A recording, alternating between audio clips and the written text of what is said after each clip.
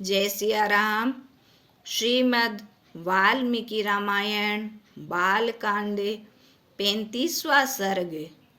सोनभद्र पार कर विश्वामित्र आदि का गंगा के तट पर पहुँचना। इसी तरह वह रात सोनभद्र के तट पर बिताने के बाद वे श्री राम को जगाकर आगे बढ़ने की तैयारी करने लगे।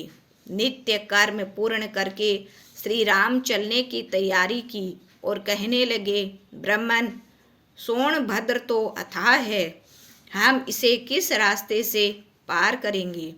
श्री राम के पूछने पर विश्वामित्र जी ने कहा, जिस मार्ग से महर्षिगण सोनभद्र पार करते हैं, हम उसी मार्ग से जाएंगे।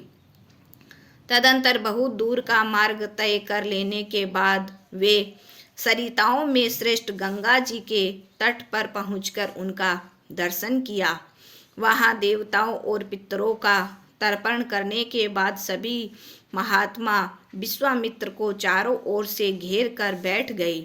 तब श्री राम ने प्रसन्न चित्त होकर मुनि विश्वामित्र से पूछा, भगवान, मैं सुनना चाहता हूँ कि 3 मार्गों से प्रभावित होने वाली गंगा जी किस प्रकार 3 लोकों में घूमकर समुद्र में जा मिली। विश्वामित्र जी बोले, श्री राम, पूर्व काल में हिमवान नामक राजा की 2 कन्याएं थी। इनमें ज्येष्ठ का नाम गंगा और छोटी का नाम उमा था।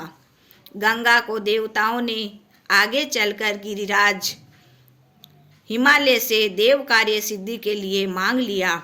श्री राम उनकी दूसरी पुत्री उमा कठोर व्रत का पालन करती हुई घोर तपस्या में लग गई।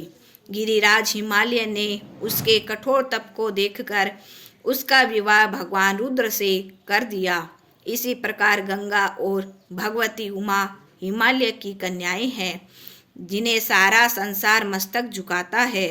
श्री राम, इसी तरह मैंने तुम्हें गंगा की उत्पत्ति के बारे में सारी बातें बता दी।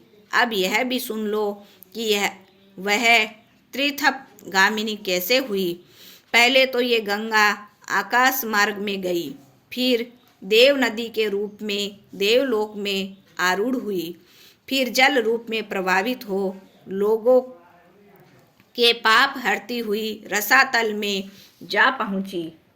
इसी प्रकार श्रीमद् वाल्मीकि निर्मित आर्ष रामायण आदि काव्य के बालकांड में 35वां सर्ग पूरा हुआ। जय सिया राम, जय जय सिया राम।